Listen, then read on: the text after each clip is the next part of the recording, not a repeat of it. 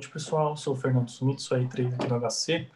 Fiquei responsável por apresentar o caso de hoje. Antes, eu gostaria de agradecer ao Dr. Yoshitaka Nakashima, que me ajudou a conseguir a flúor aí, florescendo para o caso, que a gente estava assim até esses dias, e o Dr. Sérgio Pimentel também por ter me ajudado aí na discussão do caso e na montagem da revisão. Bom, o caso de uma paciente, uma mulher de 45 anos, que tem um histórico patológico pregresso de ter hemoglobinopatia SC, trombose venosa profunda e TEP, um tromboembolismo pulmonar. Essa paciente usava amitriptilina, segundo ela, para controle da dor que ela tinha bastante. Usava S, ácido fólico, paracetamol, dipirona e Marevan também. Essa paciente de antecedente ocular, ela tinha um olho direito que foi eviscerado há 10 anos atrás, em 2010. A gente não tem muito bem descrito isso, mas pelo que tem os CIDs no prontuário, ela teve uma oclusão venosa, teve HV e DRT. Essa descrição não está muito clara no prontuário. No olho esquerdo, que é o olho em questão do estudo aqui, essa paciente teve várias sessões de laser pelo aparecimento de neovasos na periferia. A refração dessa paciente é essa mostrada aí, com a qual ela chega a 0,7 de visão. Na biomicroscopia não tem nada que chame atenção e todos os meios são transparentes. Aqui eu trago para vocês a retinografia do único olho da paciente, que é o olho esquerdo, né? E aí já chama atenção algumas coisas, a tortuosidade vascular, e talvez não fique muito nítido, mas já dá para ver que ela tem uma discreta alteração pigmentar no centro da fóvea. A autofluor da paciente, em que a gente consegue ver também alterações hipoautofluorescentes, tanto na fóvea quanto mais nasal, a mácula. O exame de angiofluorescenografia, aqui com 40 segundos, com 4 minutos e 10 minutos, e que a gente consegue ver essas imagens hiperfluorescentes, tanto no centro da fóvea, quanto nessa região mais nasal da mácula. E aqui eu trago o vídeo do ACT dessa paciente.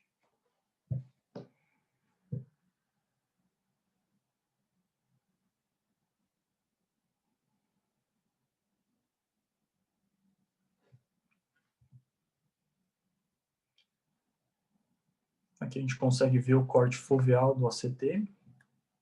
E em maior aumento, a região foveal da paciente no mesmo corte, na mesma imagem anterior. Bom, a gente tem também a análise com o CT angiography da paciente, em que a gente mostra aqui o plexo superficial na imagem 3x3 e o profundo também na imagem 3x3. Eu fiz essa montagem com os demais mapas do OCTA. E aqui uma avaliação multimodal um pouco mais detalhada para a gente conseguir correlacionar os pontos em que a gente consegue ver alterações em cada uma das imagens. Então, ali em cima a gente tem a retinografia, na segunda fileira a angiofluor, com um tempo de 4 minutos, na terceira a autofluorescência e na última linha o OCT com corte naquela região. E nesse próximo slide, a mesma coisa, só que evidenciando essas outras alterações um pouco mais inferiores da paciente. Bom, então, diante de todo esse quadro bastante florido dessa paciente, eu gostaria de abrir a discussão para hipóteses diagnósticas e conduta nesse caso. Ótimo. Alguém quer fazer comentário? Rony, Hélio, algum comentário sobre esse caso? Cleide?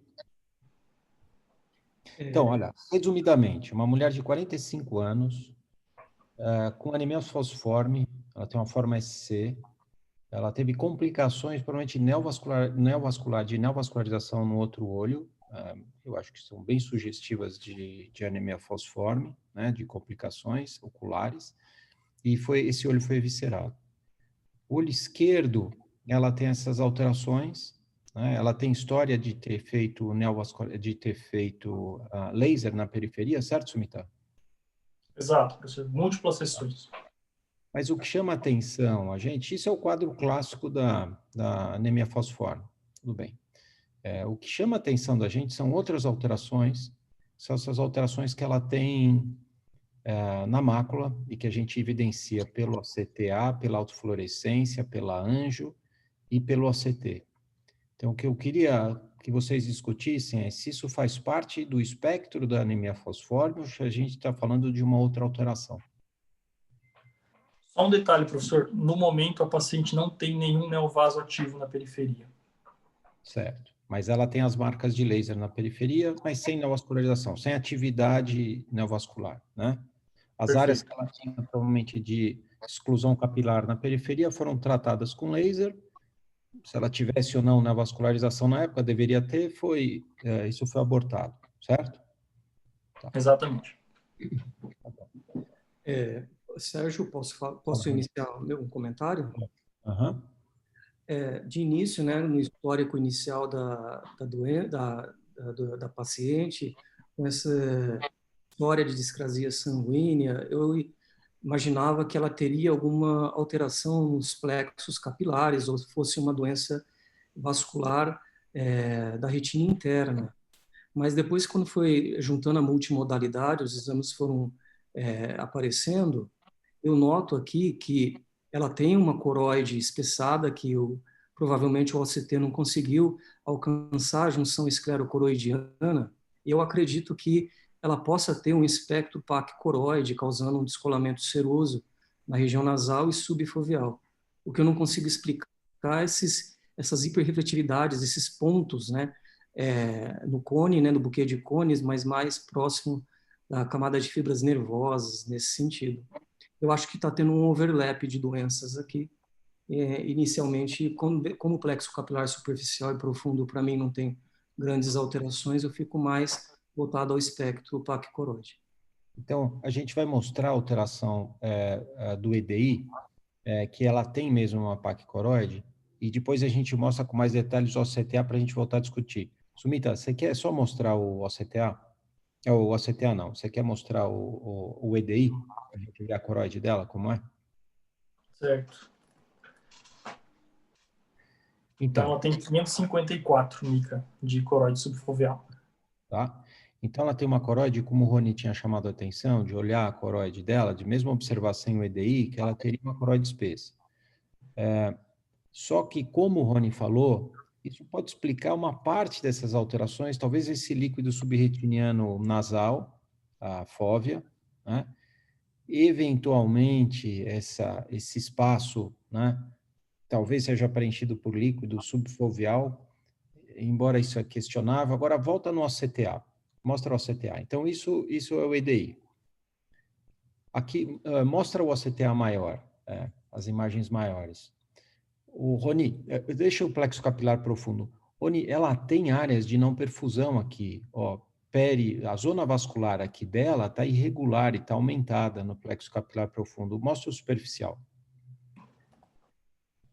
No superficial, Rony, não sei se você concorda, olha, infrafoveal, em volta da fóvea, ela tem áreas de não perfusão aqui, e tem vasos dilatados, capilares dilatados, alguns microaneurismas aqui também, e capilares tortuosos e áreas de não perfusão infrafoveal aqui também, né? Suprafoveal também, tá? Então, em torno da zona vascular, ela tem uma redução de capilaridade aqui, né? Então, ela fez isquemia capilar. Que aparece em pacientes. E essa é a mácula de pacientes com anemia falciforme. Que a gente está acostumado a ver periferia só, né, vascularização e fazer laser, ver descolamento tracional, que é onde eles perdem visão de uma forma grave, com descolamento de retina tracional. Mas eles têm essa alteração também macular, né? Só que agora mostra aquela imagem aumentada do ACT. O que o Rony chamou a atenção é que talvez, o que eu queria perguntar para vocês, Rony, Cleide, Hélio, não sei quem mais está aí para responder, mas isso aqui são, para ser vasos dilatados, esses pontos hiperrefletivos, arredondados, com uma sombra ótica relacionada a cada um deles tem uma sombra ótica, quer dizer, isso poderia ser uma imagem de um vaso dilatado aí, né? Só que um vaso nessa posição, é um pouquinho com esse tamanho, e que não apareceu no OCTA, é pouco provável. Eu queria que vocês discutissem essa imagem. uma parte dessa imagem escura embaixo, subfoveal, que parece um líquido subretiniano, na verdade é uma sombra óptica dessa imagem na retina neurosensorial, né? Então, por isso que o Rony falou que tem um overlap de alterações. Então, talvez tenha um quadro que a gente ache que é da paquicoroide da paciente, que ela tem uma epiteliopatia pigmentar paquicoroide, às vezes com líquido subretiniano até, né, nasal, mas isso aqui, essas alterações na retina neurosensorial não são da paquicoroide. Elas podem ser da anemia fosforme, né? Então, vocês querem comentar o que seria isso aqui? Ô, Sérgio, se fosse uma sombra, será que ela não se estenderia também a coroide para baixo? Isso que eu fico na incógnita, se é uma sombra mesmo ou se é um processo talvez degenerativo. Não, ele se... Hélio, olha, você está vendo essa imagem? Está vendo? Olha, está vendo a seta? Isso. Sim, esse eu estou vendo. Ah, eu achei que você estava falando o todo, o generalizado. Não, realmente, esse daí eu concordo. Esse eu concordo. Então, e vários outros. Olha, se você pegar aquela nasal, ela tem uma sombra acústica mais fina. Olha, sim. Tá? A mais nasal de todas, Sumita, essa aí que vem lá de cima também tem sombra acústica. Então, sombra acústica você vê em vaso pode ter. Sombra acústica você vê em pigmento, EPR pode migrar para essa região, né? E pode fazer isso. Pode exudato você vê, eventualmente, mas ela não tem exudação, né? Então, é isso que eu queria que vocês discutissem para ver como a gente junta essas duas alterações, né? Como se ela tivesse duas doenças na retina. Cleide, alguma sugestão aí? Hélio, alguma sugestão, Rony? Eu acho que esse aumento da zona vascular, essa perda capilar, principalmente no plexo profundo, pode ter gerado em algum momento exudação. E aí isso, pigmento não é porque a gente não vê isso na retinografia, não é? Mas algum tipo de cicatriz. Você acha que dá para ver fibrose? Dá para ver. Olha a autofluorescência. Sumita, mostra a autofluorescência. Olha, Cleide. Está bloqueando? Está bloqueando. Você está vendo? Quer ver a foto colorida de novo? A foto colorida está ruim. Por que a foto colorida está tão ruim assim, Sumita? Está borrada. Então ela sai com esses artefatos aqui, ó, professor. Eu até pensei que fosse PAN. Então, não. É tudo artefato. Mostra a avaliação multimodal. Mostra aquela imagem que você fez, o slide de multimodal, para a gente poder combinar essas coisas aqui, ó. Então, Cleide, se você for ver na Anjo e na autofluorescência, a segunda imagem, a terceira imagem, ela tem pontos de bloqueio, né? E parecem que é pigmento mesmo, sabe? Agora, por que esse pigmento está aí? Ela tem extravasamento na Anjo, que parece que esses capilares que estão mais tortuosos, mais dilatados, eles são mais permeáveis. Então, para mim, esse extravasamento que ele tem na fóvea e temporal ao disco, né, mais próximo do disco, são de capilares dilatados que extravasam. Eu não vejo... ou um acúmulo desse líquido subretiniano, eventualmente, que ela tenha também, né? Ela tem duas alterações. Sumita, se você puder apontar na Anjo aí de 4 minutos, na região nasal temporal inferior ao disco. Não, naquela imagem que você estava. Onde você vai? Tá bom. Então vamos ficar aqui, ó. Aponta essa seta nessa figura temporal inferior ao disco aí, olha.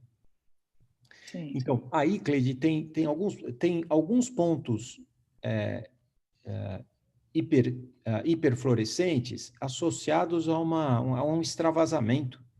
Então, tem duas alterações. Isso não corresponde ao líquido subretiniano lá, não, corresponde àquela área do líquido subretiniano, não corresponde? Corresponde. Uhum. Então, talvez esse extravasamento seja uma parte desse líquido subretiniano, mas ele tem extravasamento também acima do disco, na borda do disco e na mácula, onde não tem muito essa alteração. E além desse extravasamento, ele tem esses três, por exemplo, nessa imagem temporal inferior ao disco, tem esses 3 pontinhos de hiperfluorescência, que eles não aumentam com o tempo, certo? Eles não extravasam mais, né? Sim. Então, é como se tivesse uma alteração combinada, talvez, eventualmente capilar e de extravasamento pela placa coroide que ela tem, né? E se a gente for ver na fóvea, tem alteração pigmentar, tem extravasamento e tem alteração capilar. Então, é como se as duas doenças estivessem combinando alterações, né? E fica difícil para a gente dizer o que está mais afetando a visão dela. Então, eu não sei se vocês têm uma ideia para juntar tudo isso, ou se são duas alterações distintas mesmo. Aumento da zona vascular, alterações isquêmicas na mácula estão descritas em falciforme. E nela, acho que teve um grau mais avançado que chegou a vazar, tem até... Parece que tem até um microaneurisma aí nessa ângio do meio, um pontinho. Isso podia explicar o líquido subretiniano, podia explicar os pontos hiperrefletivos, um vazamento crônico aí por isquemia. Mas associar isso com uma paquicoroide Não dá. E um vazamento subretino, quer dizer, não tem relação de hemoglobinopatia com aumento da coroide. Teria que ter duas doenças. Ao contrário, se você for pegar em média, os pacientes com falciforme têm uma coroide mais fina do que um grupo controle. Depois o Sumita vai mostrar os artigos, entendeu? Por outro lado, ela tem um histórico sistêmico de um monte de obstruções de grandes vasos e ela é SC, né? Normalmente esses pacientes não têm um quadro clínico importante. Exatamente. Então, parece que ela tem uma outra alteração. Eu procuraria até... Comecei a pensar, será que ela não tem, além de SC, mais uma trombofilia, alguma coisa assim? Exatamente. Ela podia ter para explicar o quadro clínico dela. Então, uma coisa, Sumita, talvez é conversar com os hematologistas para explicar melhor esse quadro clínico das tromboses sistêmicas que ela teve, né? E ver se só tem relação, se é possível isso com uma anemia C, que não é o comum mesmo.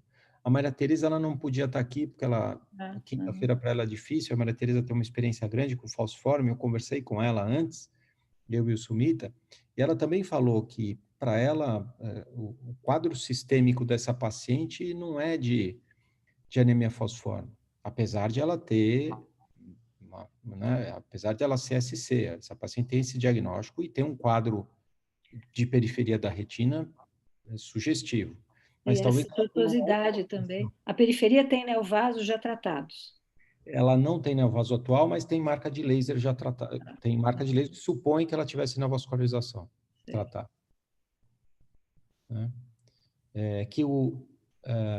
Alguma outra consideração sobre isso?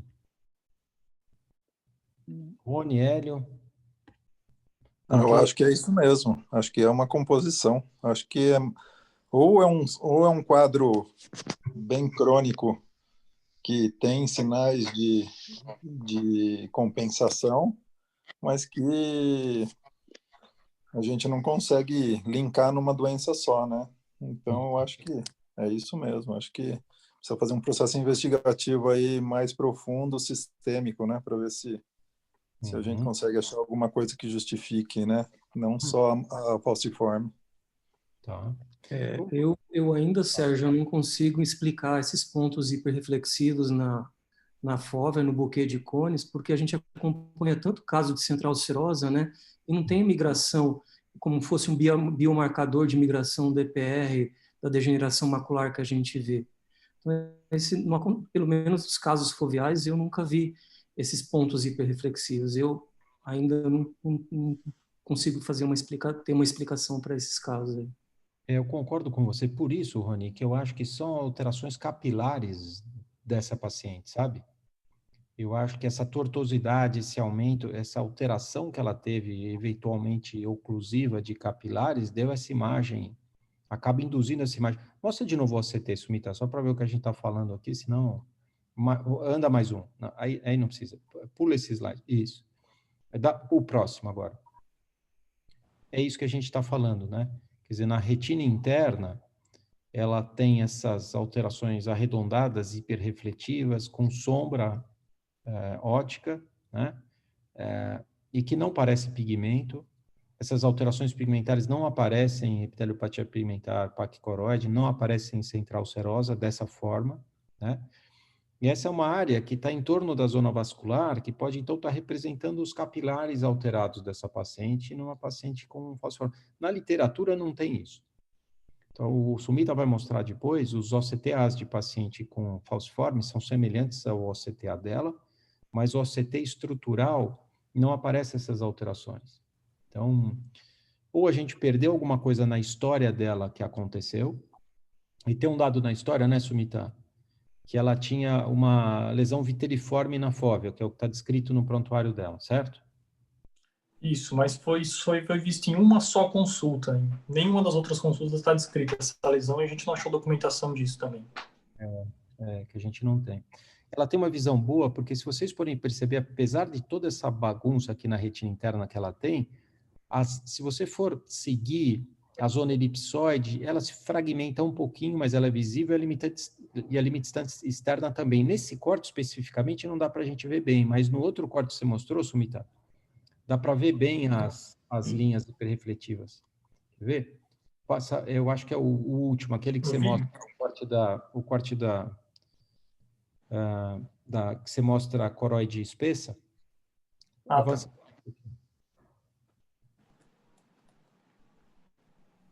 Tá vendo? Aí dá para a gente ver melhor que as linhas hiperrefletivas estão tão bem. Se você faz um cortezinho abaixo ou acima daquele que a gente viu, aquelas alterações, por isso que ela tem 0,7 de visão, né? Pouco afetado. E isso embaixo, essa imagem escura embaixo, pode ser líquido subretiniano, talvez um líquido crônico, como nesse setor nasal, relacionado à paquicoroide dela. Talvez uma central serosa frustra, né? Pequena, com líquido. Então, eu acho que ela tem essa... Mas aquelas alterações na retina interna não tem relação com a paquicoroide dela. Então, talvez o espectro de duas doenças dando esses sinais para fazer essa confusão no diagnóstico mesmo, né? O que eu acho que todo mundo concordou com isso. Algum comentário a mais? No fundo de olho não dá para ver nenhum pigmento na mácula? Com aquela imagem, não. Com a retinografia, não. Mas tem, Sumita? Não, sabe por quê? Okay. Nessa foto aqui, no Near Infrared, tem um ponto hiperrefletivo, que pode ser ou pigmento ou material viteliforme, e que corresponde ao ponto do estrutural, que é hiperrefletivo. Então, eu imagino que seja pigmento mesmo, porque material viteliforme não é. Mas Cleide, por que o pigmento vai ficar na retina interna? Não, então, não estou achando que seja do espectro da paquicoroide, não. Eu estou achando não, que mas seja mesmo se a gente pensar na falciforme, por que queria ter pigmento aí? Não, eu acho que ela teve uma doença isquêmica na mácula.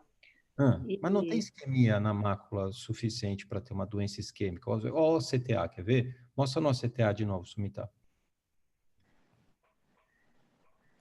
Os exames todos dela depois são normais, a gente não está escondendo nada, tá?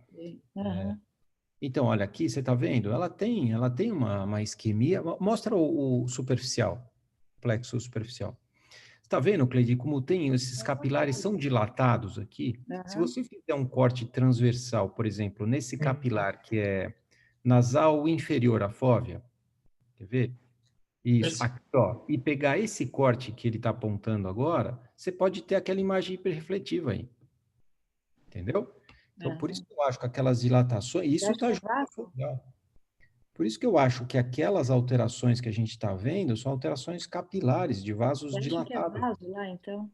Nossa. Eu estou imaginando, eu não tenho certeza disso. Eu acho que a gente tem, viu, Sumita, aqui fazer pegar esse corte aqui, esse ponto, por exemplo, juntar essas linhas aqui, ver no estrutural e ver qual a correspondência, se ela tem a correspondência naquele ponto hiperrefletivo no OCT estrutural, para determinar se é isso, se é uma alteração vascular. Porque pigmento naquela localização, não, né, Cleide? Não tem explicação. Eu acho que a gente teria que ver, mas de qualquer forma também não tem vaso foveal aí, né? E lá é bem foveal, é como se ela não tivesse zona vascular, então. Sim. Porque aquele pigmento você vê em DMRI, você vê em MacTel 2, Sim. Uhum. Mas não está descrito em anemia falciforme, Não, nos não. artigos que a gente viu não tem Eu descrição. tô achando, de qualquer forma, eu acho que ela tem uma outra doença, que pode ter origem na oclusão dos vasos aí, mas que evoluiu de um jeito diferente. Uhum. Isso aí é um desafio isso. Não sei. É um caso interessante. Então assim, a gente quis mostrar isso, né, Sumita, para ver como esses casos, isso é muito pouco estudado em falciforme. A gente vai mostrar, depois o Sumita vai mostrar os artigos que, rapidamente, vai mostrar os artigos, tem uns 5, 6 artigos sobre isso, com um número de casos pequeno, mas nenhum com alterações do ACT estrutural que a gente tem nela, né?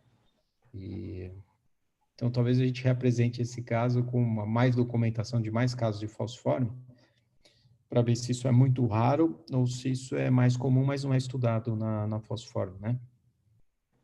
Porque da paquicoroide, a paquicoroide não explica isso. Muito bom. Se alguém quiser fazer mais algum comentário, para não estender muito, a gente segue já. Então, Sumita, você faz a revisão? Mostra só os exames, se você quiser completar. E aí Então, a gente fez toda a investigação infecciosa da paciente e também não veio nada que chamasse a nossa atenção para hepatite B, hepatite C, HIV, HTLV, sífilis, toxoplasmose, então, e herpes também. Então, nada que chamasse muito atenção para uma causa infecciosa para as alterações da paciente. E aqui o EDI que a gente já mostrou, então, mostrando uma espessura de coroide subfoveal de 554 micra. Bom, então eu vou fazer a revisão bibliográfica. A gente focou mais em anemia falciforme e principalmente nas alterações maculares da doença. Vamos lá. Então, para a gente entender a retinopatia falciforme, a gente precisa entender só um pouco da doença sistêmica e da base fisiopatológica, né? Então, a gente tem aqui uma molécula de hemoglobina e o que a gente tem é que ela é composta por 4 polipeptídeos, sendo 2 alfa e 2 cadeias beta. Para a gente ter uma doença do espectro falciforme, seja SC ou falciforme, a gente então tem alteração na cadeia beta, em que a gente troca esse polipeptídeo beta por S ou por C, e aí daí vem o nome da doença. E como isso funciona, né? Na verdade, essa hemoglobina, essa molécula, essa hemácia, ela tende a falcizar, então assumir essa forma de foice e com isso ela perde a sua capacidade de se tornar mais elástica, a sua elasticidade, e vai fazendo pequenas oclusões capilares, principalmente na periferia da retina, que é o que era estudado até então. Essas oclusões então vão fazer uma hipóxia, principalmente nas células de Miller, que começa a liberar fatores pró-angiogênicos, né? O HIF1, que leva à formação de VEGF, e do angiopoietin-like 4. São os 2 principais fatores descritos, levando então a um estímulo pró-angiogênico patológico, formando então os neovasos na periferia, que é o que a gente está acostumado a ver e é o que é classicamente descrito na doença. Então, falando um pouco dos achados no segmento posterior da retinopatia falciforme, né, ela é dividida principalmente em não proliferativa e proliferativa. Na parte não proliferativa, a gente vai se deparar com bastante tortuosidade venosa, as hemorragias que podem acontecer em qualquer nível da retina, então, quando elas são mais superficiais, são salmon PET. Quando essa hemorragia mais alaranjada, que é chamada de salmon PET, começa a degradar, ela forma pontos amarelados, que são chamados corpos iridescentes. Quando a hemorragia ela é um pouco mais profunda, acaba também dispersando pigmento, estimulando a proliferação de EPR, então ficam com pontos escurecidos, chamados de black sunburst. Ainda pode ter alterações da maculopatia falciforme, que é o que a gente vai revisar melhor daqui a pouco. As estrias angioides também são descritas, e na forma proliferativa a gente vai ter os neovasos em CIFAM e hemorragia vítrea e DRT, conforme a gente vai ver. Bom, essa classificação ela é a mais difundida da doença, né? Em que no estágio 1 a gente vai ter oclusão vascular na retina periférica. No segundo estágio, que é na verdade é uma sequência do estágio 1, vai começar a ter formação de dilatação capilar e anastomose arteriovenosa. No estágio 3 em diante, que a gente já tem a doença proliferativa, presença de neovasos, e aqui esse artigo de 2019 descreve uma subclassificação do estágio 3, nessas cinco subcategorias. Ainda falando do estágio 4, compreende hemorragia vítrea, e o estágio 5, descolamento de retina tracional. Aqui uma foto de um neovaso em sifão, retirado do artigo da doutora Maria Tereza e do doutor Marcelo Laveso, que está bem bonito, a gente consegue ver essa forma, o formato dos neovasos típicos da retinopatia falciforme. E aqui aquele estágio 1, que a gente tem essa oclusão vascular, essa zona de não perfusão aqui. Esse é um paciente que eu acompanho aqui no HC, já foi até apresentado no J. Brito anterior. Bom, então falando um pouco mais especificamente da maculopatia falciforme. O que a gente tem são publicações bem recentes, todas com um N relativamente limitado, né? Essa aqui era uma publicação de 2019, que fez análise de imagens de OCT em pacientes portadores de anemia falciforme, de beta-talassemia e um grupo controle. Foi um estudo transversal que incluiu 110 olhos de 110 pacientes, e um dos principais achados é isso que o Dr. Sérgio estava falando. A espessura da coroide nesses pacientes de retinopatia falciforme, ela tende a ser menor do que no grupo controle. E percebam que aqui ele fez medidas de espessura de coroide tanto na região subfoveal quanto nasal, essa região, e temporal, essa região. Vejam que em todas as regiões, sem exceção, a gente teve uma coroide mais fina do que nos grupos controles, todos eles com um p-valor significativo. Outra coisa que esse artigo fez que é bem legal foi comparar esses valores de espessura de coroide com níveis de hemoglobina, hematócrito e ferritina. Então, eles estavam tentando analisar se a intensidade da doença falciforme sistêmica, analisada pelos níveis de hemoglobina, hematócrito e ferritina, teria relação com a espessura da coroide. E eles encontraram que essa relação não existe, sugerindo, então, que a espessura da coroide ela pode estar mais avançada, quer dizer, mais afilada, mesmo em estágios precoces da doença em que a gente não tem tanta alteração sistêmica assim. Bom, esse outro paper começou a analisar o OCT angiography nesses pacientes com retinopatia falciforme. É um estudo retrospectivo com só 18 pacientes, e ele comparou, então, o OCTA em pacientes com doença falciforme e grupos controle. O que ele achou, basicamente, que a doutora Cleide já comentou, que esses pacientes portadores de retinopatia falciforme possuem uma zona vascular da fóvea aumentada, maior se comparada com os grupos controles, com um p-valor significativo. Isso se reflete, isso acontece tanto no plexo superficial quanto no profundo. Além disso, se a gente for ver a densidade capilar parafoveal desses pacientes, ela tende a ser menor se comparado ao grupo controle, também estatisticamente significativo. Esse paper é legal porque ele não só usou o OCTA, mas ele também avaliou esses pacientes com angioflúor. E aí ele achou um dado bem legal que desses 18 pacientes, 9, quer dizer, metade, tiveram angioflúor normal. Porém, o OCTA foi eficaz em achar alterações, mesmo nesses pacientes que estavam normais pela angiofluorescinografia. As principais alterações achadas foram essas 3, a não perfusão capilar, presença de capilares rarefeitos ou dilatados e o aumento da zona vascular da fóvea. E percebam que em todas elas o OCTA foi mais acurado em achar essas alterações. Aqui um exemplo bem ilustrado desses pacientes, em que na imagem da esquerda a gente tem uma angioflúor aparentemente normal, em que a gente não consegue notar muitas alterações, enquanto nas imagens do meio e da direita a gente consegue ver um aumento da zona vascular da fóvea, uma redução da densidade capilar, né, com as áreas de não perfusão aqui, além do que ele descreve como uma tortuosidade e dilatação desses capilares parafoveais. Uma outra coisa interessante que ele descreve é a quebra dessa franja perifoveal de anastomose. Então, aqui nos asteriscos, a gente vê que essa franja, quer dizer, essa linha de capilares, ela vem contínua e aqui existe uma quebra. E o OCTA foi bem eficaz em avaliar essa quebra nesses pacientes. E aqui no plexo profundo, a gente consegue ver uma área de exclusão, uma área de não perfusão até maior. Bom, esse outro estudo também avaliou OCTA nesses pacientes portadores de retinopatia falciforme, e ele foi um pouco além. Ele separou esses pacientes em genótipos, então ele viu a anemia falciforme e hemoglobinopatia SC, comparando com grupos controles.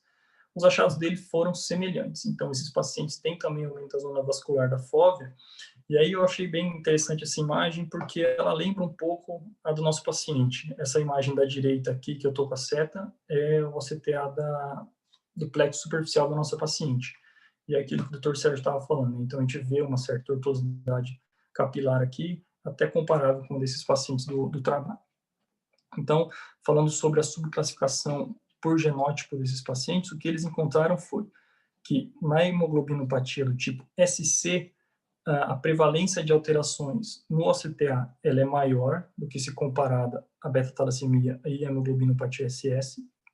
E, além disso, quando presente, ela vem em uma intensidade maior. Então, a gente consegue ver por essa segunda tabela, em que os portadores de hemoglobinopatia SC, eles tinham uma zona vascular maior, se comparado com o restante, e uma densidade capilar num círculo com 1 milímetro de circunferência ao redor da fóvea também diminuída. Chama atenção que nenhum desses valores foi estatisticamente significativo. Esse último estudo foi um retrospectivo também, com 52 pacientes, é interessante que ele é um pouco mais recente, que também analisou o CTA nesses pacientes, e ele dividiu em 3 grupos: retinopatia falciforme proliferativa, não proliferativa e o grupo controle. E o que eles acharam, avaliando as zonas vasculares da fóvea, é que não existe diferença estatística entre esses grupos se a gente analisar só a área, que vai de encontro com os outros estudos. Mas se a gente analisar o perímetro da zona vascular, existe sim uma diferença. Quer dizer, a zona vascular tem um perímetro maior nos pacientes com retinopatia falciforme do tipo proliferativa. E se a gente analisar a acircularidade, quer dizer, essa irregularidade da zona vascular da fóvea, tanto os pacientes com retinopatia falciforme do tipo proliferativa quanto do não proliferativa tem um aumento dessa irregularidade se comparado aos grupos controles de maneira estatisticamente significativa. Bom, e a gente falou de afilamento de coroide, de aumento de zona vascular da fóvea, e o que a gente não conseguiu encontrar muito bem foi essa associação de hemoglobinopatia SC ou falciforme com doenças do espectro da paquicoroide, com exceção de um caso, publicado em 2000, desse paciente que tinha uma retinopatia falciforme e tinha uma polipoidal. Então, é um caso de uma mulher de 46 anos, quer dizer, com uma idade próxima, inclusive, da nossa, que teve uma baixa de visão súbita com um antecedente patológico de doença falciforme. Essa paciente chegou com o olho direito de 20/30 de visão, olho esquerdo de 20/100, e o que a gente conseguia ver na endocianina era que havia dilatações saculares da coroide. Aqui é angioflúor da paciente. Acabou que o desfecho dessa paciente foi de ter melhorado espontaneamente a visão para 20/30 desse olho esquerdo, de maneira espontânea. Houve uma reabsorção completa dessa hemorragia. É isso, agradeço a atenção de todos. Fernando, parabéns. Ótima revisão. E o que falta agora, então, é a gente avaliar clinicamente essa paciente com mais detalhe, tá? Na hemato, e a gente caracterizar melhor essas alterações de OCTA nesses pacientes. Então, a gente vai examinar esses pacientes lá na hemato com falciforme, né? E a gente vai, ano que vem, a gente mostra isso de novo, certo? Ótimo. Sim, senhor. Tá bom. Obrigado. Sérgio, você acha que cabe uma endocianina verde nessa paciente, já que tem esse relato? É um caso interessante, né? Bem interessante, mas estamos tentando buscar de tudo quanto é lado esse aspecto paquicoroide, ver se tem alguma dica a mais. Mas aí é totalmente aleatório. A pessoa nasce com uma genética que predispõe a formar paquicoroide, certo? E com o segundo azar de fazer anemia falciforme. Então, é totalmente aleatório, não tem combinação disso, né? Então, eu não acho que essa paciente tenha polipoidal, porque ela não tem OCT de polipoidal, né? Certo? Concorda?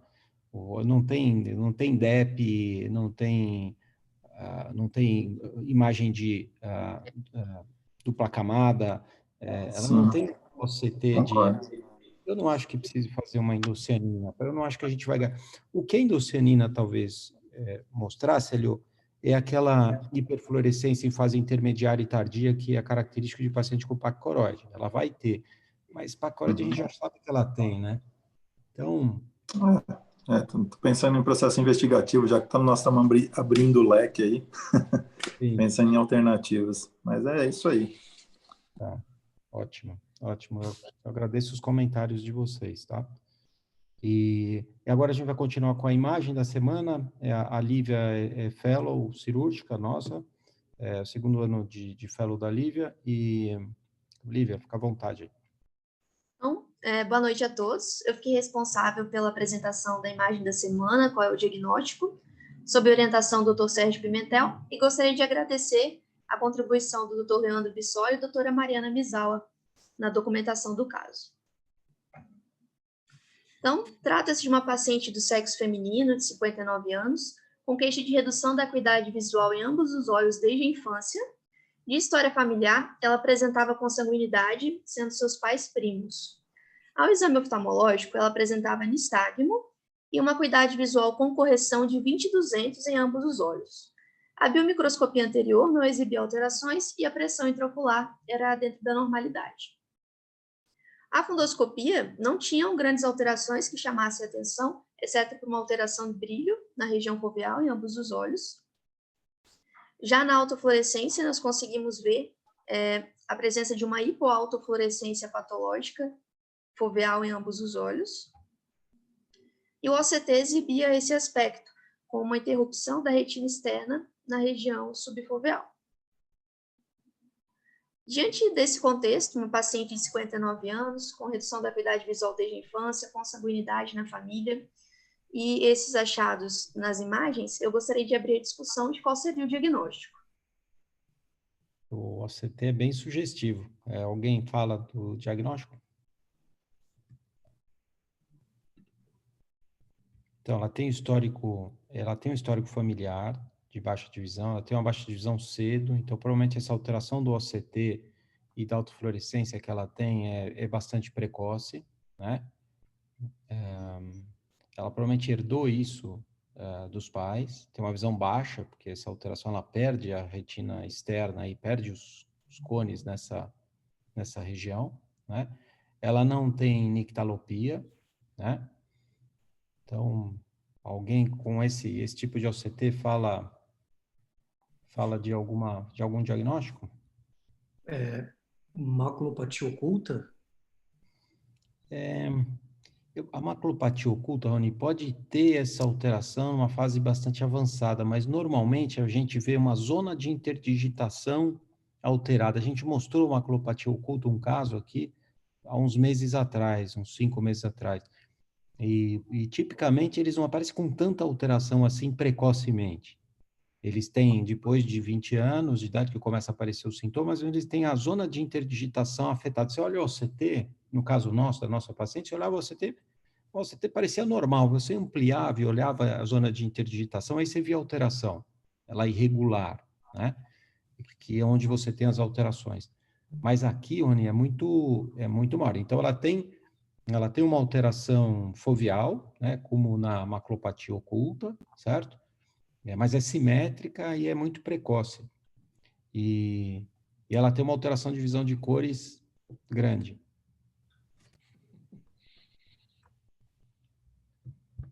E nistagmo, né? E nistagmo também, Continua aí, Lívia. Pode continuar. Então, nós ficamos com o diagnóstico de acromatopsia congênita. Nós, inclusive, realizamos um teste de cores, o Panel Vision 16, que tem um padrão alterado, com vários cruzamentos, sendo o exame, portanto, inconclusivo. E posso prosseguir, doutor Sérgio, com a revisão? O importante, principalmente nesses casos de acromatopsia, é ter o histórico familiar, né? Tem um livro do Oliver Sacks que fala sobre essa patologia, que chama A Ilha dos Daltônicos, que é muito bem escrito, muito bonito falar dessas alterações para quem gostar disso, de uma literatura médica, né? E eu acho que o OCT é muito sugestivo desse diagnóstico, além da história clínica do OCTA com essa alteração hiporrefletiva, o OCT estrutural é muito sugestivo de acromatopsia, tá? Você pode continuar, Lívia, aí você mostra a literatura. Então, a acromatopsia congênita, ela também é conhecida como monocromatismo de bastonetes. É uma desordem dos cones, estando a função dos bastonetes preservada. Ela classicamente foi descrita como uma doença estacionária, Entretanto, estudos longitudinais já demonstraram que ocorrem alterações maculares progressivas no decorrer do tempo. As principais características são a redução da acuidade visual desde a infância, o nistagmo pendular, a fotofobia, que tende a melhorar com a idade, e uma falha na discriminação de cores. Como esses pacientes acometem os cones, eles têm defeitos no eixo azul, verde e vermelho, de forma que eles enxergam em tons de cinza. Outras características que esses pacientes podem apresentar são a hipermetropia e também reflexos pupilares paradoxais, como, por exemplo, a constrição da pupila ao chegar em ambientes menos iluminados. Em relação à classificação, a cromatopsia ela pode ser completa ou incompleta. A completa também é chamada típica. A acuidade visual é menor ou igual a 20/100 e esse paciente não tem nenhuma discriminação de cor. E a incompleta também é chamada atípica. Aqui a visão pode ser ligeiramente melhor, entre 20/80 e 20/200, e esse paciente pode ter uma visão de cores residual. É uma doença bastante rara, na incidência de 1 para cada 30.000, apresenta herança autossômica recessiva, por isso a história familiar de consanguinidade é importante no nosso caso. Existem 6 genes descritos relacionados à doença, sendo os principais esse CNGB3 e CNGA3. Esses genes, eles, na verdade, codificam proteínas relacionadas à fototransdução dos cones. Estudos histopatológicos da década de 60 já demonstraram que os cones eles estão presentes na cromatopsia. Na verdade, os cones foveais eles são normais em números, porém morfologicamente anormais. E os cones extrafoveais, eles apresentam um número reduzido. Isso recentemente também tem sido comprovado com trabalhos de ótica adaptativa, em que mostra mais uma vez que os cones estão presentes, porém apresentam alterações, eles não são funcionantes. Em relação aos exames complementares que nos auxiliam do diagnóstico, o teste de cores, se nós fizermos um teste de Chihara nesses pacientes, eles vão apresentar 100% de erros, e o Panel Vision 16, que foi o realizado na nossa paciente, pode ser um exame conclusivo e também pode apresentar um eixo de confusão entre o Tritan e o Deltan. Em relação ao ACT, existe um trabalho publicado em 2010 que analisou os aspectos tomográficos de 40 pacientes com cromatopsia congênita, comparando com 55 controles. O que eles perceberam é que a alteração mais precoce desses pacientes é a perda dos segmentos internos e externos do fotorreceptor. Além disso, eles apresentam uma redução da espessura retiniana, que apresenta uma correlação positiva com a idade, e observem que a hipoplasia foveal é bastante comum nesses pacientes. Eles observaram uma incidência de 80% nesse estudo, dos pacientes com cromatopsia. Então, o que eles perceberam é que existe uma perda progressiva de cones nessa doença, o que demonstra, portanto, que essa não é uma doença estacionária, como era classicamente pensado. Em 2014, foi proposto uma classificação em estágios, de acordo com as características do ACT. Então, foi proposto 5 estágios. Nós temos aqui o estágio 1, em que nós não apresentamos alteração na retina externa. O estágio 2, nós já observamos uma disrupção da zona elipsoide. O estágio 3, essa disrupção é maior, e aqui nós observamos um espaço opticamente vazio. No estágio 4, nós temos aqui uma hipertransmissibilidade heterogênea para a coroide, o que indica uma disrupção parcial do EPR.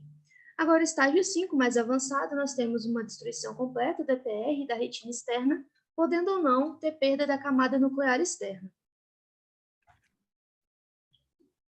Em relação à autofluorescência, alguns trabalhos também verificaram que existem alterações dependentes da idade, e o que é observado é que em pacientes mais jovens, como nesse exemplo de 23 anos, observa-se uma hiperautofluorescência.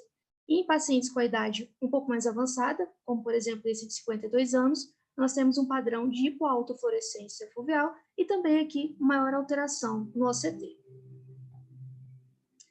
Em relação aos testes eletrofisiológicos, o ERG ele é bastante importante e ele precede as alterações no OCT. Nesses pacientes, o ERG fotópico ele se apresenta extinto, já que nós não temos a função dos cones. Então, as fases fotópicas de bastonetes se apresentam normal, que avalia cones e bastonetes apresenta-se subnormal, e aqui observem as fases fotópicas de Flicker extinto. Isso também, o ERG acaba sendo muito importante para a gente diferenciar com as outras distrofias de cones, que não apresentam esse padrão de ERG extinto como na cromatopsia congênita. Em relação aos diagnósticos diferenciais, nós podemos incluir nistagmo congênito, acromatopsias de causas de sistema nervoso central e várias distrofias retinianas, como, por exemplo, defeitos hereditários na visão de cores verde e vermelho, tritã e defeitos amarelo-azul, distrofias de cones bastonetes, amarose congênita de Leber. Só que aqui, esses defeitos verde, vermelho, azul e amarelo, eles podem ser diferenciados, por exemplo, com os testes de cores. Essas distrofias, elas se diferem pelo padrão no eletroretinograma e também pelo padrão de progressão clínica. O que eu gostaria de chamar mais atenção, que eu acredito ser o principal diagnóstico diferencial da cromatopsia congênita, é o monocromatismo de cones azuis. Eu vou detalhar ele um pouquinho mais. Porque eles são doenças muito parecidas. Ambos são congênitos e são caracterizados por baixa acuidade visual desde a infância, fotofobia, nistagmo e uma falha na discriminação de cores. E observem aqui esses exemplos de um paciente com monocromatismo de cones azuis, um fundo de olho que chama pouco atenção e a presença desse espaço opticamente vazio no OCT. Mas existem alguns pontos que ajudam a diferenciar as duas doenças. Por exemplo, o monocromatismo de cones azuis é uma herança ligada ao X. Dessa forma, vai atingir principalmente pacientes do sexo masculino, ao contrário da cromatopsia congênita, que é uma herança autossômica recessiva. E os genes também são diferentes. O monocromatismo de cones azuis ele é bem mais raro, com uma incidência de 1 a cada 100 mil, enquanto a cromatopsia congênita é de 1 a cada 30 mil. No monocromatismo de cones azuis, a função dos cones de baixo comprimento de onda, do eixo azul, está preservado. Então, eu tenho uma falha nos cones de comprimento de onda médio, que vê o verde, e comprimento de onda baixo, que vê o vermelho. Ao contrário da cromatopsia congênita, que eu tenho os 3 eixos defeituosos. Em relação aos erros refrativos, é muito comum a miopia moderada alta no monocromatismo de cones azuis e a hipermetropia na cromatopsia congênita. O ERG auxilia na diferenciação também das duas doenças. Em ambas as doenças, a resposta escotópica vai estar preservada. Entretanto, no monocromatismo de cones azuis, nós temos também uma resposta de cone S preservada, que nós não temos na cromatopsia congênita. Então, esses são os principais pontos de diferenciação entre as duas doenças. E é isso. Agradeço a todos pela atenção. Ótimo, Lívia. Excelente revisão. Então, a cromatopsia congênita, é importante a gente saber esse diagnóstico diferencial e aquele OCT é bastante sugestivo para a gente pensar no diagnóstico, né? Depois fazer uma avaliação multimodal. Obrigado, Lívia. Excelente. Agora vamos passar para o... Eduardo, você apresenta o artigo. O artigo, na verdade, é um artigo muito importante para quem não leu, lê depois. É um artigo que fala dos fatores de risco detectados pelo OCT para progressão, nesse caso, especificamente, para a progressão da atrofia geográfica. Mas alguns desses fatores preditivos de alteração vistos pelo OCT são também para a neovascularização de retina, mas ele fala basicamente para a atrofia retiniana, atrofia geográfica, tá? Então, Eduardo, você quer comentar? Fica à vontade. Boa noite, vocês conseguem me ouvir bem? Sim. Tá, então eu vou começar a apresentação do artigo da semana. Primeiramente, gostaria de agradecer ao Dr. Sérgio Pimentel pela escolha do artigo. E o título do artigo é Análise de fatores de risco para o desenvolvimento de atrofia macular no estudo Harbor para a degeneração macular relacionada à idade neovascular pelo OCT Spectral Domain. Então, o artigo ele inicia falando do conceito da atrofia macular, que ainda é um acometimento de etiologia ainda desconhecida, mas com algumas hipóteses já relacionadas, como a progressão de atrofias subjacentes, não clinicamente detectáveis, ou danos nos fotorreceptores pela neovascularização coroide da DMRI, e além de outros artigos também colocarem como uma consequência do uso anti-VEGF. Além disso, outros artigos prévios já colocaram alguns fatores de riscos bem estabelecidos, com base em outros estudos, como o estudo CAT, por exemplo, mas todos eles foram baseados na retinografia ou na angiofluorescenografia, que esses fatores de risco a gente vai falar aqui na nossa apresentação como fatores de riscos prévios, ou seja, antes desse nosso estudo que a gente está falando hoje, que seriam eles a ausência do líquido subretiniano, então ele coloca como líquido subretiniano como um fator de proteção à atrofia, a atrofia no olho contralateral, além da presença de cistos intrarretinianos. Falando também um pouco do estudo Harbour, que também foi o estudo que deu em base ao nosso artigo que a gente vai discutir hoje, ele foi um estudo que avaliou 2 doses e 2 regimes de uso do ranibizumab. Então, foram 1.097 pacientes com DMRI exudativa, que foram divididos em 4 grupos. Um com 0,5 miligrama mensal de ranibizumab, outro com 2 miligramas mensais de ranibizumab, outro com 0,5 miligrama PRN e outro com 2 miligramas com regime de pró-renata, né, o PRN. Os primeiros 2 grupos, como o próprio nome diz, receberam doses mensais de ranibizumab, enquanto que os outros 2 grupos receberam primeiro 3 doses mensais iniciais, que são as loading doses que eles colocaram, e depois disso eles receberam outras injeções a depender da clínica, ou seja, um retratamento apenas se necessidade. E o importante é que todos os pacientes do estudo Harbour foram submetidos a um OCT mensal por 24 meses durante o acompanhamento desse estudo.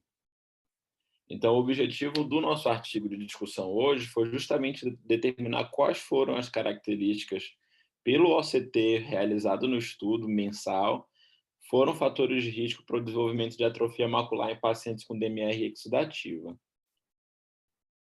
Então, foram análises retrospectivas dos OCTs mensais do estudo do Harbour, que tiveram como critérios de inclusão no nosso artigo a acuidade visual com a melhor correção de 20/40 a 20/320, lesões subfoveais ativas com neovascularização coroide, além de uma área total da lesão menor que 12 diâmetros de disco e uma área de neovascularização maior que 50% da área total da lesão à angiofluorescenografia.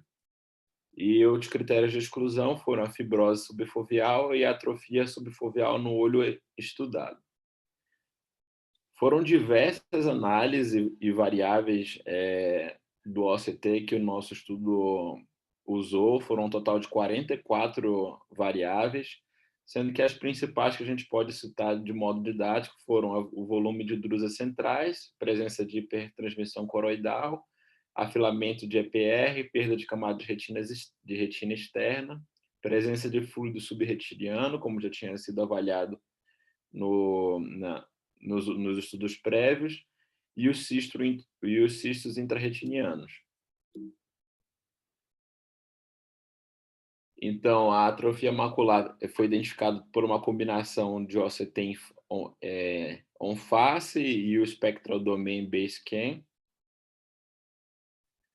E os critérios de atrofia macular que foram adotados no nosso estudo foram os critérios desse grupo de Classification for Atrophy Meetings Group, né, que são 3 critérios principais, que o primeiro é a hipertransmissão coroidal, atenuação do epitélio pigmentado da retina e a destruição ou afilamento das camadas retinianas externas, sendo que ele foi classificado em atrofia macular definida quando 3 desses critérios eram presentes e atrofia macular questionável quando apenas 2 desses critérios eram presentes. Então, como resultado, são diversos resultados que o artigo coloca, então eu tentei dar uma resumida, uma condensada na parte dos resultados de discussões. Então, ele primeiro coloca que os fatores de riscos prévios dos outros estudos que já tinham sido vistos pela retinografia e a angiofluorescina foram confirmados, ou seja, a presença de cistos intrarretinianos, a neovascularização do tipo 3 e a atrofia macular no outro olho realmente são fatores de risco, além de que a presença de líquido subretiniano foi mesmo um fator de proteção. Além dos fatores de risco prévios, os novos fatores de risco identificados foram o maior volume de drusas centrais, maiores que 3 milímetros, a atrofia nascente, que esse é um conceito de um artigo prévio que foi modificado para esse nosso estudo, que ele caracterizou como a perda de camada de retina externa sem ainda o acometimento do EPR.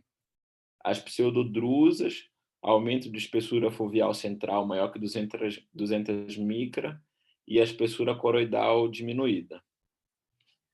Então, esses aqui são dois gráficos em floresta que mostram o resultado das principais variáveis estudadas pelo OCT. O gráfico aqui de cima são tanto a atrofia questionável e a definida, e o gráfico de baixo é o estudo só da atrofia macular definida, sendo que em ambos os casos as variáveis que foram estatisticamente importantes foram as mesmas, aquilo que a gente falou anteriormente. E o mais interessante também é que ele desmistificou o anti-VEGF como um fator de risco na atrofia macular, como foi postulado em alguns estudos prévios. Então, aqui, nenhuma das doses do PRN, do ranibizumab, nem mesmo nenhum dos esquemas de aplicação do ranibizumab foi fator de risco estatisticamente confirmado para atrofia. Então, a análise de OCTs, ele conclui como mensal confirmou fatores de riscos prévios, além de confirmar outros fatores de riscos novos, sendo que o fluido subretiniano foi mesmo um fator de proteção. Nos pacientes do estudo Harbor que tiveram com fluido subretiniano, apenas 34,8 pacientes desenvolveram atrofia macular no final dos 24 meses, enquanto que nos pacientes que não tinham fluido, 65,2 pacientes desenvolveram atrofia macular depois dos 24 meses. A explicação pelo que o fluido subretiniano é um fator de proteção ainda não é bem descrita pela literatura, mas uma hipótese que o autor dá é que ela funcionaria como uma neovascularização do tipo 1 persistente, que funcionaria como uma maneira da retina de aumentar o aporte sanguíneo e o aporte de oxigênio ali na lesão, e que ele até coloca como se fosse benéfico a gente manter a neovascularização do tipo 1 persistente controlada com anti-VEGF. E, ao contrário da neovascularização do tipo 1, a neovascularização do tipo 3 foi confirmada como fator de risco para atrofia. Outros pontos que ele coloca, a maioria desses fatores também são identificados como fatores de risco para atrofia geográfica, e o OCT foi um exame de uma grande valia para esses pacientes, porque eles identificaram os fatores de riscos mais precocemente, que é a angiofluorescenografia e a retinografia, e além de ser um exame já usado de forma rotineira nesses pacientes com DMRI, principalmente o uso de anti-VEGF. A espessura coroidal diminuída foi um fator de risco para desenvolvimento de atrofia. Uma das hipóteses é pela insuficiência da corocapilar, que infelizmente não foi possível confirmar devido ao estudo Harbor não ter utilizado o OCT angiography. Além disso, aquilo que a gente falou anteriormente, os outros estudos, eles mostraram o anti-VEGF como um fator de risco para atrofia. Inclusive, o estudo CAT colocou que a administração do ranibizumab aumenta o risco, além do bevacizumab, só que essas análises de risco foram realizadas com retinografia e angiofluoresceína e foram anuais, semestrais ou trimestrais, diferente do artigo em questão que avaliou, além de ter sido com OCT, foram análises mensais desses pacientes. Quanto a limitações do nosso estudo, ele foi feito com base no estudo Harbour, então o tamanho e a estratificação da amostra não foi feito para um estudo retrospectivo. E, além disso, pela natureza do estudo retrospectivo, a gente não consegue fazer uma relação causa e efeito bem confirmada do que realmente o que pode causar ou não atrofia geográfica, né, no caso. Além disso, o Harbour não teve um estudo controle, que a gente não conseguiu ter um parâmetro de comparação da normalidade. E a aplicação de todos os critérios foram feitos em olhos com lesões, em áreas de lesões, o que pode ter feito um efeito sombra, que pode mascarar, por exemplo, uma atrofia não vista ou alguma outra lesão que não foi vista por efeito sombra. E também não foram usados, não foram anotados no estudo Harbour as informações sobre refração ou diâmetro axial, que seriam importantes também na análise do OCT. Então, a conclusão em tópicos, de modo resumido, são que os fatores de risco prévios para atrofia geográfica que já tinham sido descritos antes foram confirmados, sendo que também foram identificados outros fatores de risco com base no OCT, e o uso do ranibizumab não foi um fator de risco para atrofia, como anteriormente se acreditava. Concluindo, então, que o OCT é um método prático e sensível para avaliação dos fatores de risco nesses pacientes com DMR exudativa. Então, era isso. Muito obrigado pela atenção. Ótimo, Eduardo. Parabéns pelo resumo. Algum comentário que vocês queiram fazer do artigo? É um artigo extremamente importante, eu acho que para todos lerem. Olha, queria parabenizar, trazer esse artigo para a gente, né? Tinha era um paradigma que as injeções causavam atrofia, né? E a gente até traz isso na nossa prática clínica de repente diminuir o regime para poupar a mácula do paciente para não correr para atrofia, né? É mais um artigo que, como aquele que foi apresentado do inibidores de espirulactona na central serosa, que não traz benefício, esse artigo, ele, assim, me deixa aqui agora, Sérgio, numa situação de se repensar nos pacientes, né, a respeito de como tratar, como levar o tratamento, se a gente poupa ou não, se vai num regime mais agressivo, como alguns vão. É bastante importante esse artigo nesse quesito. Então, Rony, a única limitação mesmo que é discutida no artigo, eu concordo com você. É um artigo que a avaliação de atrofia é por OCT, são avaliações mensais, um estudo grande de 2 anos. Ele comparou até 2 doses diferentes do ranibizumab, quer dizer, a dose maior não aumentou o risco de atrofia em relação à dose menor. Então, um estudo que tem uma estrutura para mostrar isso, mas é um estudo pós-hoc, né? Um estudo que avaliou dados de um estudo original, né? E que esse estudo, como pós-hoc, ele não fez uma hipótese e fez um planejamento para fazer essa avaliação. Ele não quis estudar se o anti-VEGF era um fator de risco para atrofia geográfica, né? Ele buscou isso de outros dados. Então, a significância estatística, o poder estatístico para avaliar isso, para você confirmar isso, não é tão grande, né? Então, talvez não seja o artigo definitivo sobre isso, mas conta um ponto a mais, né? O CAT, por exemplo, mostrou o inverso, por isso que a gente se preocupa, né, Rony?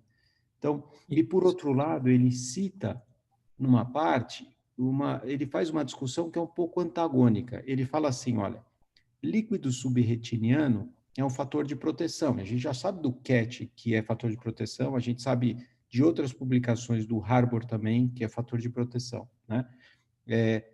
Mas aí ele fala que é um fator de proteção e uma hipótese é que Sobre ainda a atividade da membrana vascular, e a membrana vascular está lá para nutrir, né?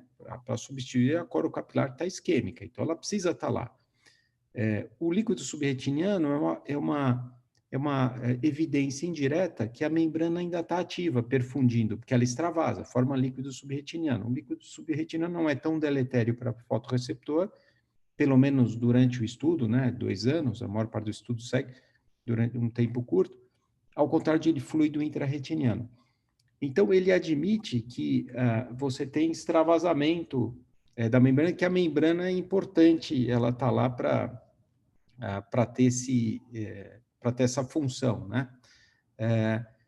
E é meio um pouco antagônico da função do antiangiogênico nesse tratamento, né? Um tratamento com uma alta dose e você ainda não consegue fazer a regressão dessas alterações. Então, imagina se você tem um antiangiogênico muito potente, que destrua essa membrana e você não tem fluido subretiniano mais, você vai ter um fator de risco para atrofia geográfica. Não sei se você está entendendo o que eu quero falar. Se líquido subretiniano é um fator de proteção e o líquido subretiniano mostra que você tem membrana ativa, quer dizer, se você tratar mais intensamente essa membrana regredir de tamanho e desaparecer o fluido, você tem um risco maior para atrofia geográfica, né? Então, eu não sei se esse ponto está completamente discutido, sabe? Se a gente pode ficar tranquilo e falar, não, posso injetar quanto eu quiser, que esse paciente não vai ter risco. Esse não é um fator de risco para atrofia geográfica.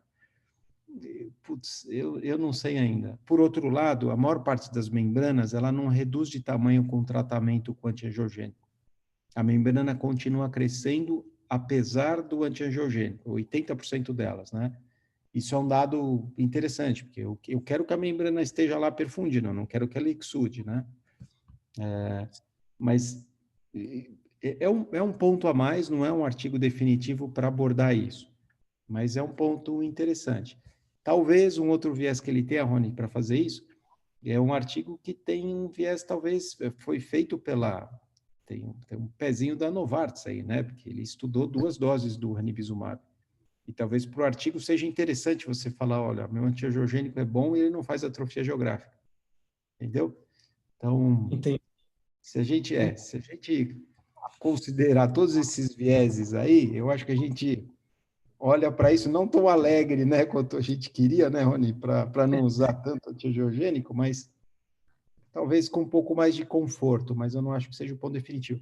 Quando ele fala que os outros, isso é um outro ponto, quando ele fala dos outros fatores de risco novos, não são, quantidade de drusas grandes, tem várias publicações que mostram que é um fator de risco, então não é um fator de risco como novo, né? Atrofia nascente, o grupo Ken já estudou isso e tem outros artigos, ele cita até um deles que mostra que é uma forma inicial de atrofia geográfica, né? Depósito drusenoide subretiniano, a pseudodrusa reticular, tem várias publicações que mostram que é fator de risco, assim como espessura, filamento de coroide, né? Que está relacionada com RAP, né? A maior parte dos RAPs tem coroide mais fina. Então, assim, vários dos pontos que ele diz que são fatores de risco novos, não são novos. Na literatura a gente já sabia disso, né? Mas é um reforço que esse artigo dá nesse ponto.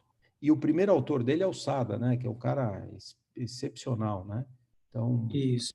Né, acho que é um artigo muito importante. Talvez alguns pontos a gente tenha ainda que ver com o pé atrás, mas eu acho que é importante a gente ler, né, Rony? Ele é muito bem escrito, ele cita um monte de referências, é um artigo que é muito interessante para ler, né? E o interessante do artigo é que ele já vai agora, por mais que ele seja retrospectivo, é que ele já adota essa classificação da atrofia nova, né, desse grupo CAM.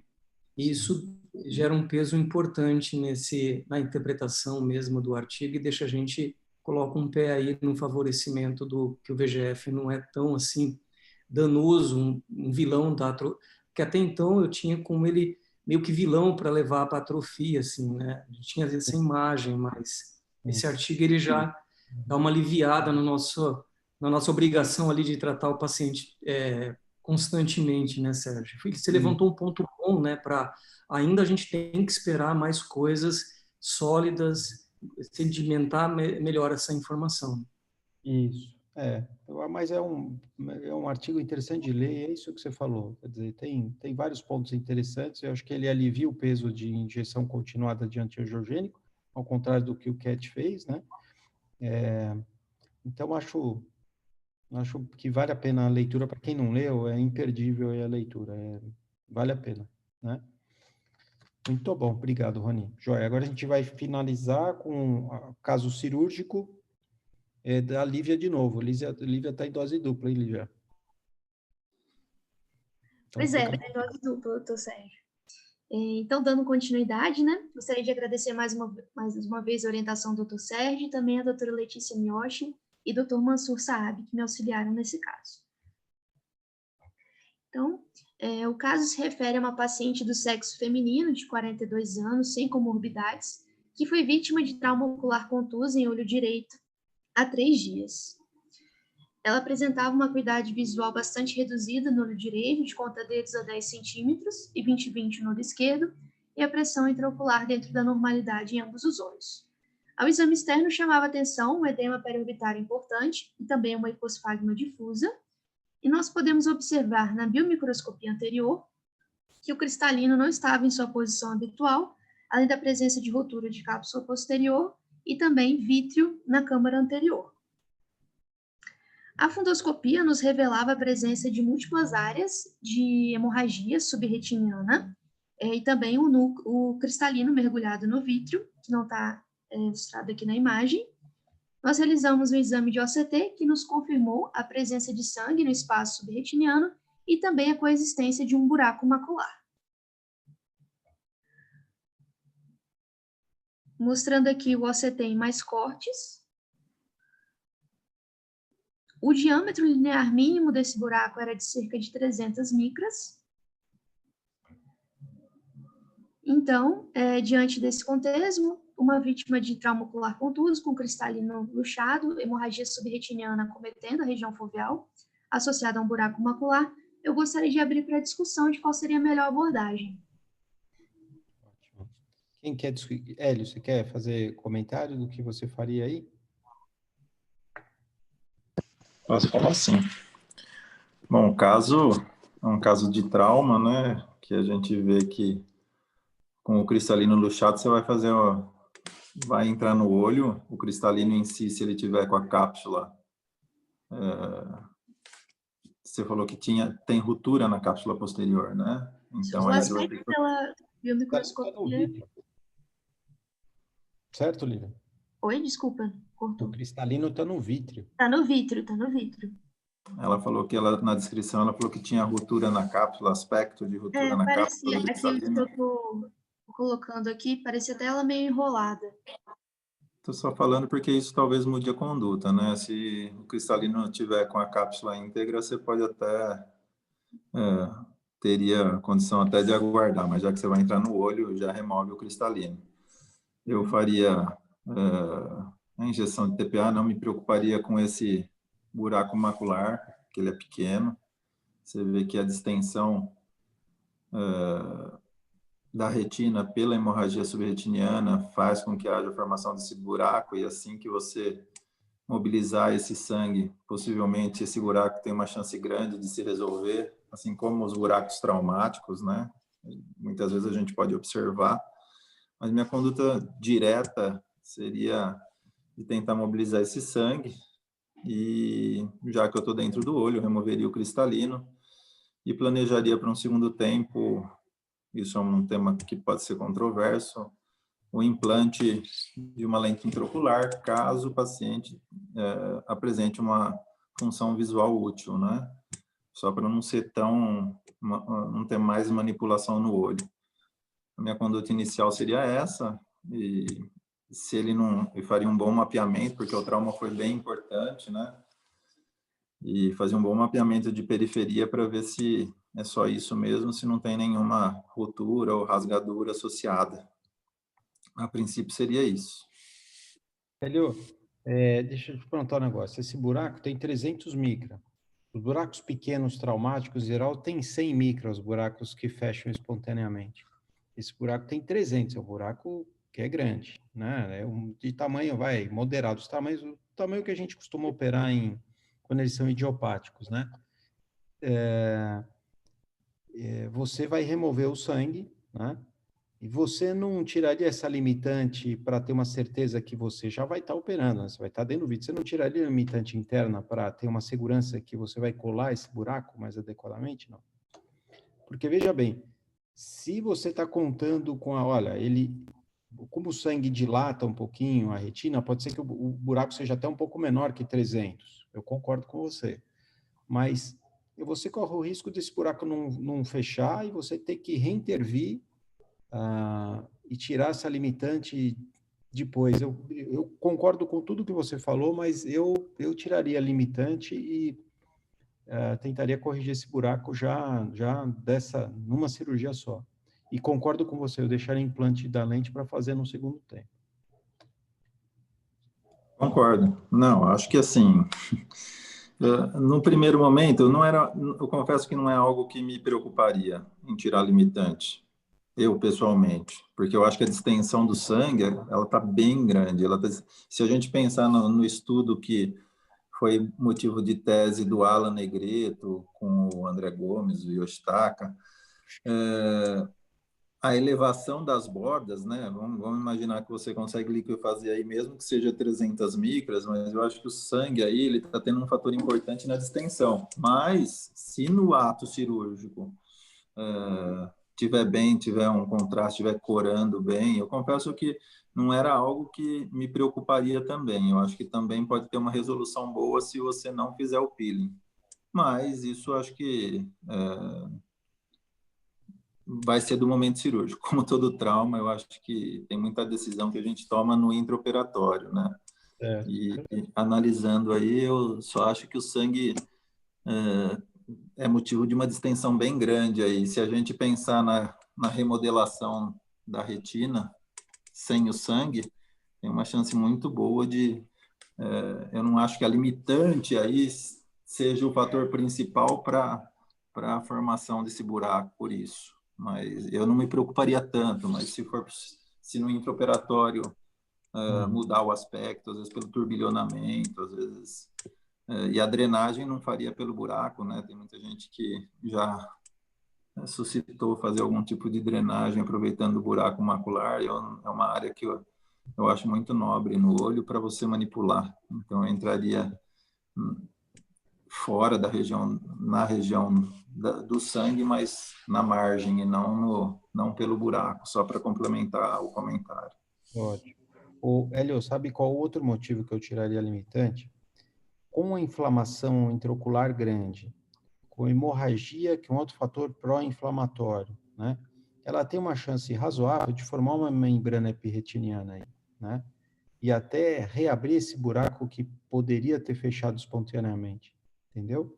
Se você tirar a limitante, você bloqueia a formação de uma membrana epirretiniana, que seria um fator complicador futuro desse caso, né? E, putz, a gente faz isso em 10 minutos, né? Corando Então, sim. Mas eu concordo que não tem o certo e o errado. Tem uma tendência. Você tenderia a não tirar, dependendo do que você veria na cirurgia, eu tenderia a tirar. Mas eu não acho que tem certeza, eu acho que os dois lados são defensáveis. Não tem nada, com certeza não tem nada o que seja o mais correto, né? Concordo. Rony, você quer comentar? Sobre a membrana limitante, eu tenderia a tirar também, porque eu acho importante você tirar amplamente essa limitante para aumentar ao máximo a complacência do tecido retiniano, porque, como a gente já vê, subretiniano tem umas pregas de fibrina já segurando os fotorreceptores. Então, isso vai prejudicar esse encontro dos dois folhetos depois que espero que a gente resolva essa hemorragia subretiniana.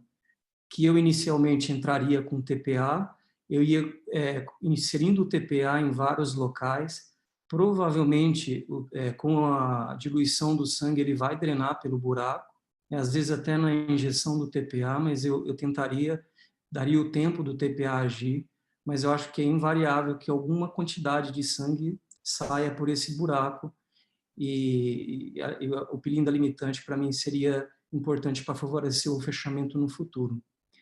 Quanto à abordagem do segmento anterior, pessoalmente, eu já tentaria resolver, ou com fixação, ou com a hashtag, porque não me parece o olho ser auto-míope, eu tenho certas ressalvas, eu não faço hashtag em olho auto-míope pela mobilidade do olho no intraoperatório, o olho ele dobra fácil, aí tem o risco da lente cair.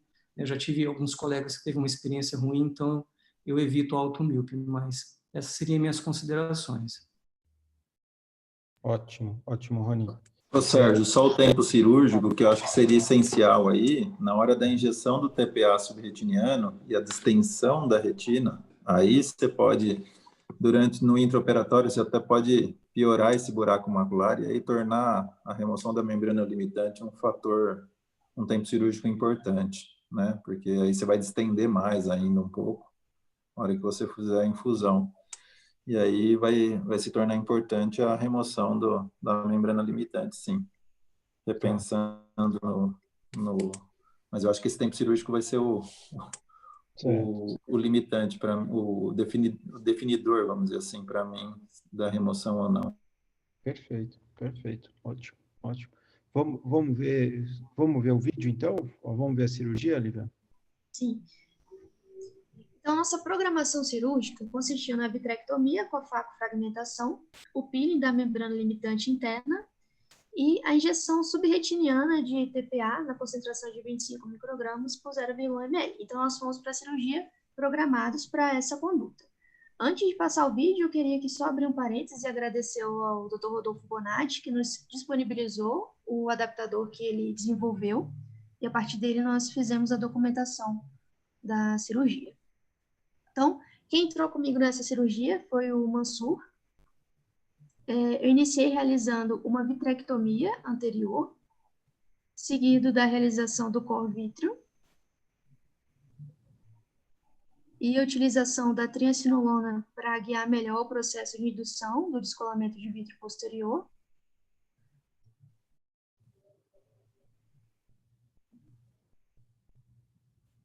Após o DVP, nós colocamos perflu para assim proteger o polo posterior e abordar o cristalino de uma maneira mais segura.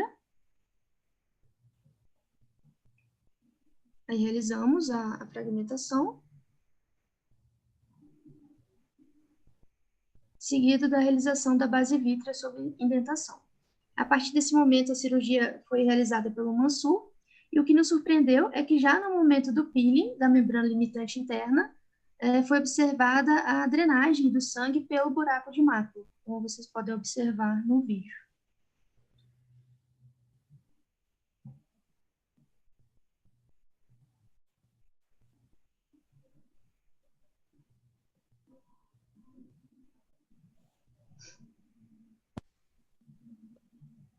Bela imagem, parabéns.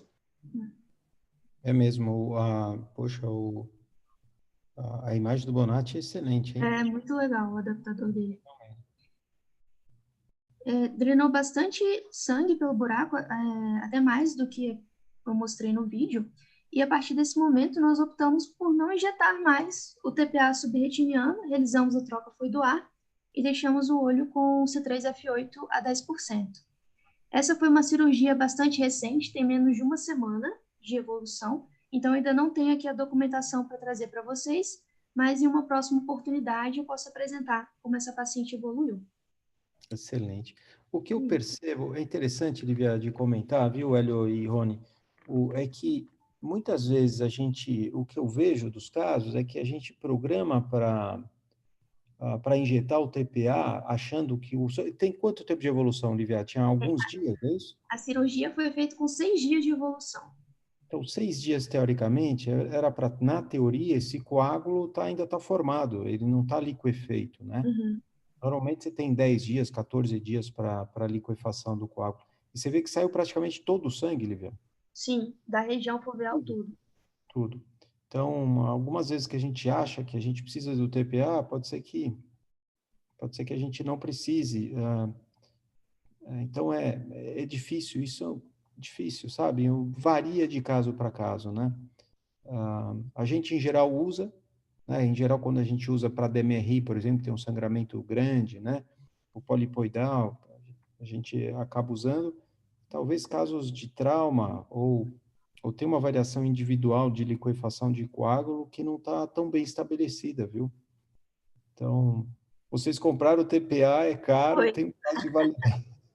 Tem um prazo de Se validade precisar, pode falar comigo. Tá lá guardadinho. e não usaram, né? Pois é. E vence logo, né? Vence em dezembro. Vence em dezembro. Então, Quem sabe aparece outra aí. quem precisar, só falar com a Lívia, que precisa TPA.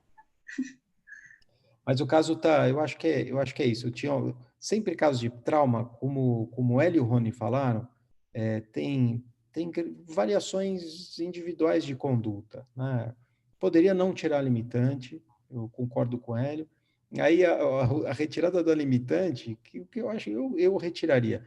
Ela acabou beneficiando e você tirou o sangue, né? Com a mobilização da retina, com essa atração da retina. Tá vendo, Hélio? Se você não retirasse, você ia ter que usar o TPA, entendeu? É isso aí. Fez até uma massagem na retina para mobilizar o sangue, acho. O sangue estava ali com efeito, coisa que a gente não esperaria, né? Não estava esperando isso, né?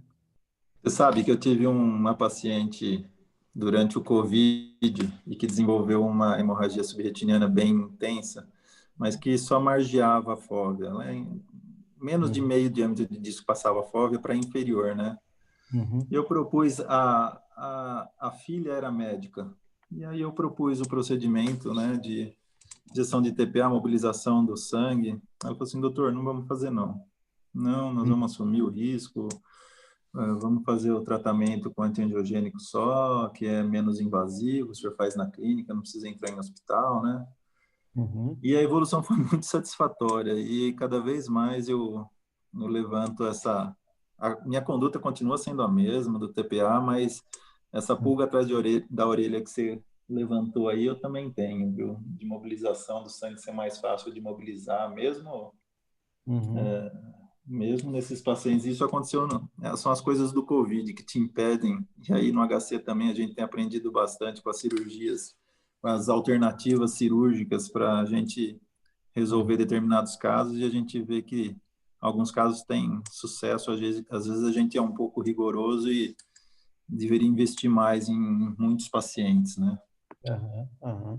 Eu vou te contar um caso oposto desse. Foi um paciente que eu vi que ele ficou no UTI acho que 2 meses porque ele teve um TEP, tromboembolismo pulmonar maciço, tá? E ele quase faleceu. Ficou internado, acho que foram 2 meses no hospital.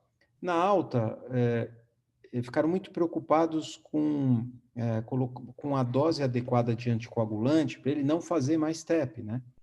E ele teve uma hemorragia, então ele estava com uma dose alta de anticoagulação, e ele fez uma hemorragia submacular muito grande, sem ter drusa, sem ter polipoidal, ele não tinha nenhum outro fator de risco.